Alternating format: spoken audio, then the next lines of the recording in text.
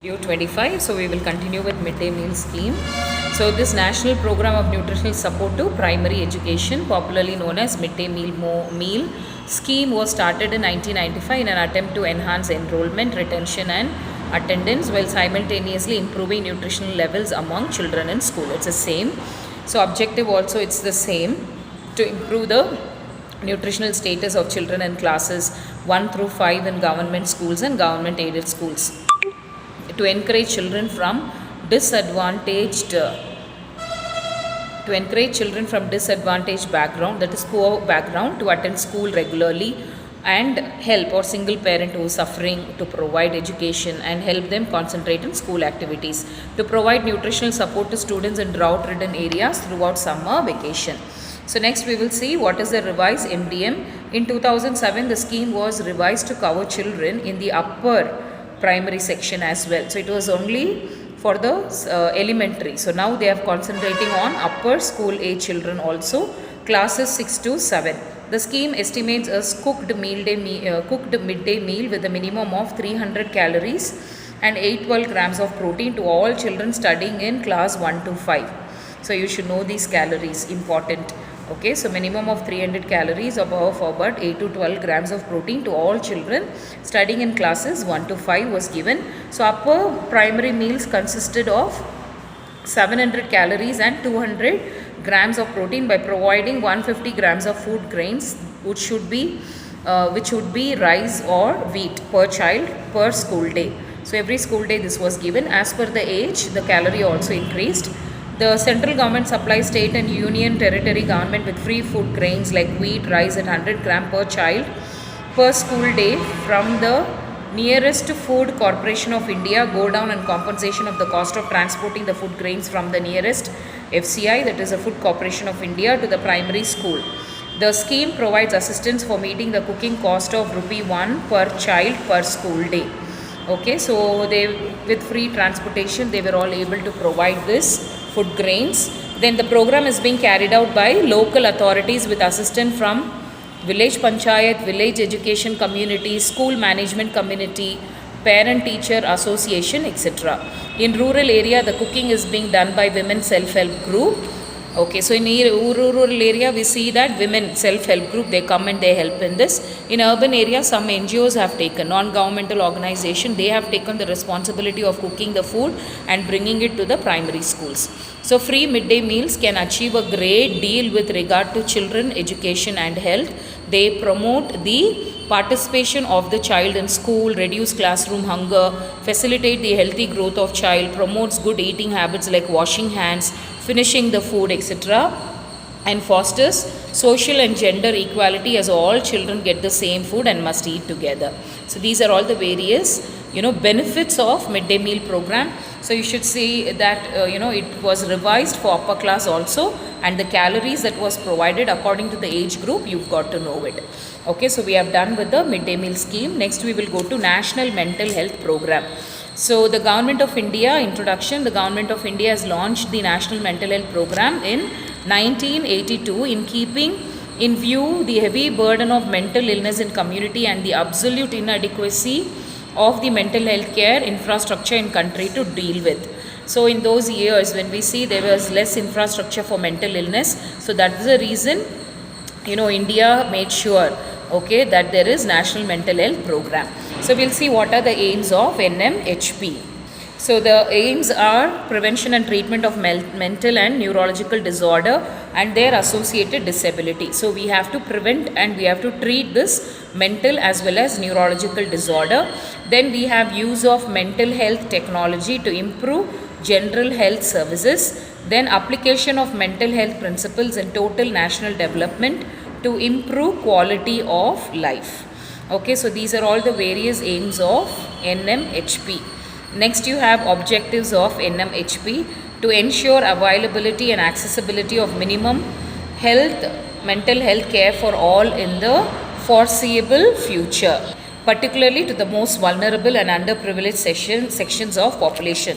So making sure that all mental health services are provided to it is available for everybody, and it is even accessible to the minimum mental health care for all kind of people, vulnerable or underprivileged people. So that is one of the objective. Next, to encourage application of mental health knowledge in general healthcare and social development. So making sure that mental health knowledge in generally it leads to social development. So to concentrate on that, then to promote community participation in mental health services development and to stimulate efforts towards self-help in community. So these are the objectives of National Mental Health Program. So components, when you see, mainly they focus on treatment and then rehabilitation and prevention. So treatment, when we say, it is planned in keeping the primary health care as a sheet of anchor, and it consists of an appropriate referral system. So if at all you find a case, they will also be referred. Then rehabilitation of patients with mental disorder will be facilitated in the community level. So usually when you see in the in the mental health hospitals, so usually they will see that they will make sure that once when they are okay, if family members are not accepting them, they will only give them job and they will retain those mentally ill who have recovered from the illness. Prevention, this component of the service program will be community based with the united involvement of the health service personnel. Okay, so making sure that the component of the service will be community based with the united involvement of the health service personnel, and they will also make sure, so prevention can be done, so relapse, so ventilation, counseling, guidance can be provided, and then people who have already been under treatment, who have recovered, making sure that they don't skip the medicine, so through which we can actually prevent the relapse. Even mental illness, if they are not taking the medications as per the prescription, they are prone to have relapse. So what are the strategies under NMHP? So here, integration mental health with primary health care through NMHP. So integration of the mental health is done, okay, with the primary health care. Then provision of tertiary care institutions of treatment. So treatment of all the mental disorders in the hospital. Then eradicating stigmatization of mentally ill patients and protecting their rights through regularity institution like the Central Mental Health Authority and State Mental Health Authority. Okay, so eradicating stigma, okay, people will be having all negative things. They say that, because evil spirit possessed, they are mentally ill. Okay, so all removing all this stigma, okay, and then, protecting their rights as a patient, okay, and providing them care in the Central Mental Health Authority and State Mental Health Authority. So according to the regulations of these bodies, it is important that we provide care for these patients. Then activities of NMHP, we see that integration of mental health services to all existing general health services. So it is also like any other health issue, it is also given care. Okay, it is also taken care that mental health also is important. Then early detection and follow-up cases, increase the awareness of mental health problem, eradicating stigmatization of mentally ill, providing rehabilitative services for chronically ill, providing counseling services for the alcoholic, drug addicts, delinquents, establishment of tertiary care institution for treatment of mental disorder, training mental health team at nodal institutions in the state, training if the trainers from states of NIMHANS, Bangalore, protection of mentally ill patients and their rights, providing rehabilitative services for chronically disabled mental patients, providing counseling services for alcohol, drug addicts and delinquents.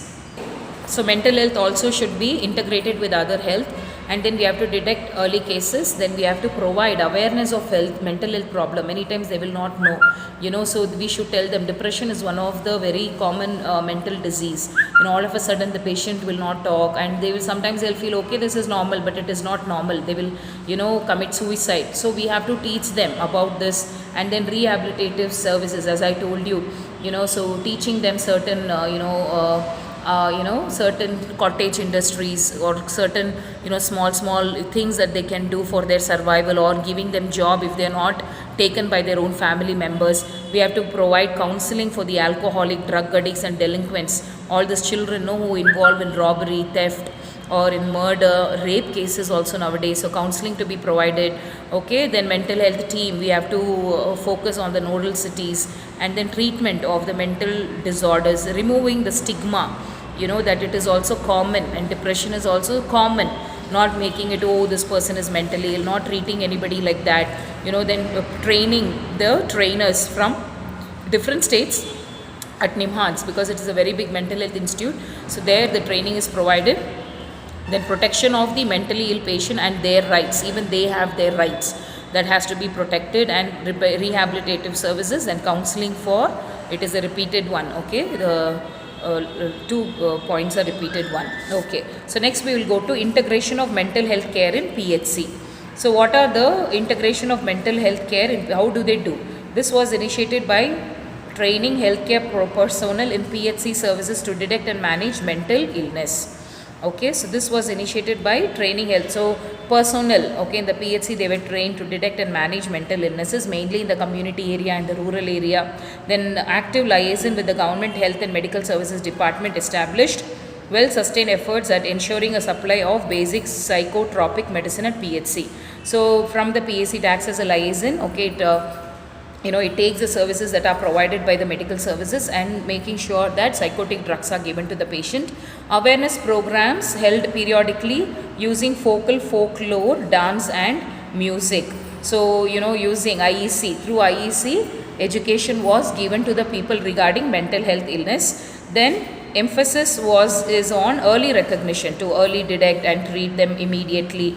And then community volunteers are to be identified, they have to identify and they have to be trained. Then involvement and training by community work facilities, easier acceptance by the patient and their families. Then the intervention, so giving an acceptance to the family members. Intervention as part of the program have facilitated community integration of the mentally ill. And then establishment of rapport with the family, also talk with them, give them an awareness, involve them with the local village leaders. You also tell them, acceptance such as program by the population. Okay, so anywhere whenever we go for community, we should get the permission of the local authorities and conduct program, involve the family, you can teach them the symptoms and get them early detected and treated. Okay, so these are the various things that is done in the PHC. And then we will come to district mental health program. Under mental health program, yeah, I think this is the last topic. Okay, so district mental health program. So what are the components we have seen under PHC? Now we are seeing under district level. So training programs for all workers in the mental health team at the identified nodal state institute in the state. So training program of skills to the people who are working in the centers at state level. Then public education in the mental health to increase awareness and reduce stigma. So to bring down the stigma and creating an awareness, public education for early detection and treatment. The OPD and indoor services are provided. So providing, stigma, removing the stigma, education, early detection, prompt treatment, indoor services are provided. Then providing valuable data and experience at the level of community to the state and center for future improvement in service and research. So doing a, evaluation, okay, so that further good services can be enhanced. So these are the various components. Next, services, when we see district mental health team will provide services to the mentally ill and their families as follows. So daily outpatient services are provided. Then 10 bedded in-service facility are given in the district level. Referral services, if they are not able to treat, they can refer to other hospitals, and liaison with primary health center. So if in need of any drugs, anything, it can be taken from there. Provide follow-up services, community survey if feasible, remove stigma of mental health illness by creating awareness in the community. Why it is important is sometimes people think, as I told you, possession of evil spirit, they will go and tie them in the temple or in the worship places, or sometimes they put burns, or torture the person thinking that, that evil spirit will leave. So and not treat them very badly or look at them at something, unusual has happened. Mental illness also is equally like physical illness. Okay, so that has to be treated. Sometimes it happens because of the low chemical imbalance, right? So that has to be brought into the people's awareness and not take it, in a other way, or torture the person. So these are the various services that are provided. Next, school mental health services are also given. Life skills education in school, counseling services, focus on educational performance and difficulties, focus on special children. Okay, so we have to focus. Sometimes if they're not doing well, also again mentally affected, broken family, torturing, circumstance in the family. So that has to be ruled out. College counseling services are also provided. Issues related to peer group with their friends, issues related to family, interfering with education, drug abuse, very common, at this age, sex experimentation, issues related with job and future plans. So all this counseling, we should be very open when it comes to the adolescent. Okay, and then we should make sure, or early adults, we should make sure that we clarify their doubts. It also helps them to build strong self. Workplaces stress management, so stress in formal and formal and informal sector, stress of various group of employees, even to the employees, so to prevent burnout syndrome. Okay, it is important that we teach them stress management. Then tertiary care institutions, you have National Institute of Mental Health and Neurosciences, NIMHANS, Bangalore. So these are all well developed hospitals. Central Institute of Psychiatry, Ranchi, Institute of Human Behavior and Allied Sciences, New Delhi. So these are the tertiary care institution where good mental health care is provided. So with this we have done the mental health program. Okay, so next video we will see the next schemes.